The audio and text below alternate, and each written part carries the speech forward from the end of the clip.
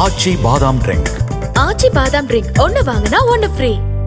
மதுரையில் 14 வயது சிறுமிக்கு தொடர் பாலியல் தொல்லை அளித்து வந்ததாக பைக் மெக்கானிக் முத்துக்குமார் என்பவரும் அவரது கூட்டாளிகளான பள்ளி மாணவர்கள் உட்பட 6 பேரையும் போக்சோ சட்டத்தின் கீழ் போலீசார் கைது செய்துள்ளனர். சிறுமி பள்ளிக்கும் கடைக்கும் சென்று வரும்போது அத்துமீறல் நடந்துள்ள நிலையில் பயம் காரணமாக பெற்றோரிடம் சொல்லாமல் இருந்துள்ளார். அவரது உடல்நிலை பாதிக்கப்பட்ட பிறகே பெற்றோருக்கு தெரிய வந்துள்ளது.